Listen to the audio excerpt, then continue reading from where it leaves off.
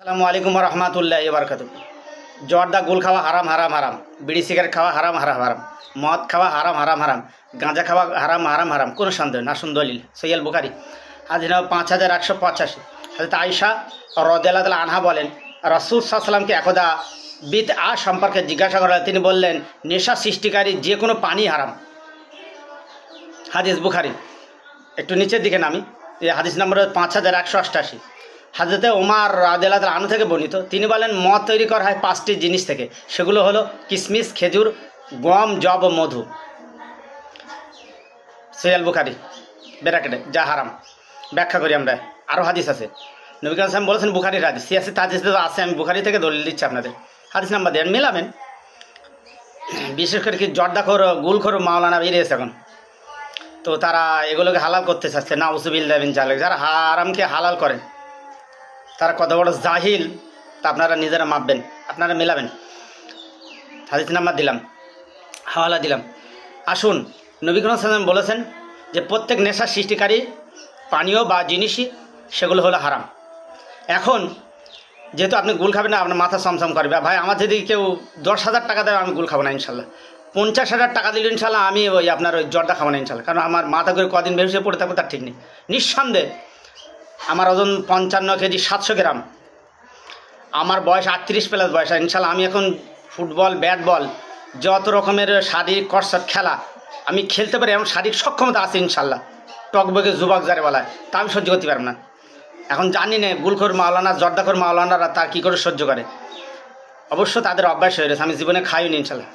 তো আসুন আমরা একটু ব্যাখ্যা বিশ্লেষণ করি। যেমন মদ খাওয়া, গাঁজা খাওয়া হারাম, ঠিক জর্দা গুল খাওয়া ওইরকম হারাম, বিড়ি সিগারেট খাওয়া ঠিক ওইরকম হারাম। নবী কারীম সাল্লাল্লাহু আলাইহি ওয়াসাল্লাম যদি মাওলানা বলছে, অনেক মাওলানা বলছে যে টমেটো খাওয়া, কবি খাবার কথা, পাঙ্গাস মাছ খাবার কথা, তো করা না দিছে নাই ভাই।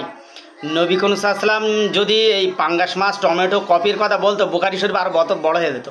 আর আল্লাহ যদি কোরআন পাকে বলতো, কোরআন ওই 30 পারার জায়গায় আরও অনেক বড় হয়ে যেত। মুখস্থ করতে হাফেজদের এই যে টান টান উত্তেজনা। আমি আমার ছাত্র জীবনে এমন একটা সময় গেছে, এক সাফা কোরআন শরীফ হিফজ করতে 130 বার পড়তে গেছে। তা যদি আল্লাহ এগুলো বলে দিতেন, কলেবার বৃদ্ধি হতো এই কেতাবগুলোর, কোরআন মাজিদের আর হাদিস শরীফের। তো এক্ষেত্রে কী হলো, অবশ্যই আল্লাহ রসুল এক কথায় মুড়ে মেরে দিয়েছে যে নেশা সৃষ্টিকারী প্রত্যেক জিনিসে হারাম। আল্লাহ ওই একই কথা বলে দিয়েছে। যেটা হালাল আল্লাহ বলে দিয়েছে, কোন কোন জিনিসগুলো হালাল আল্লাহ বলেছেন এবং নবীর মাধ্যম দিয়ে বলেছে। কিন্তু এরা জর্দা গুল খাওয়া মাওলানারা, এদের পকেটে মোটা মোটা বান্ডিলে বেদাতি মাজার পূজারীদের হয়ে এরা গান গাওয়া শুরু করেছে, যেগুলো হালাল। নাউযুবিল্লাহ। এদের চিহ্নিত করুন, গুল খাওয়া, জর্দা খাওয়া মাওলানাদের চিহ্নিত করুন, করে ওদের বয়কট করুন। অবশ্যই এরা নেশাখোর মাওলানা, নেশা করে ওরা স্টেজে ওঠে, ওই জন্যই এরকম কাজগুলো করে, হাম্বি তাম্বি করে, তালগোল পায় না। আর অবশ্যই যে মাছের বা অন্য কোনো প্রাণীর যেসব আপনারা বলছেন যে বৃদ্ধির জন্যে, তাদের বৃদ্ধির জন্য যে খাবারগুলো দেয়, যে ওষুধগুলো দেয়, ওগুলো অবশ্যই জায়েজ, কোনো সন্দেহ নেই। অবশ্যই মনে রাখা উচিত যে পশু পাখি বা প্রাণী তারা হলো খাদ্য, আমরা হলাম খাদ্য। সেই খাদ্যগুলো তৈরি হতে গেলে অবশ্যই ওর অনেকগুলো উপাদান দিয়ে তৈরি হয়।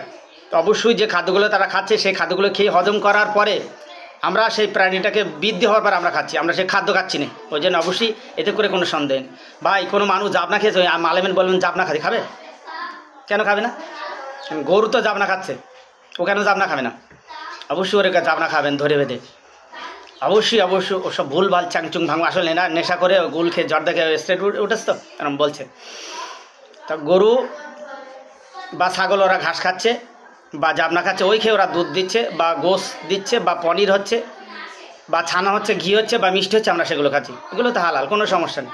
এখন ঘাস খেতে দেখা যাচ্ছে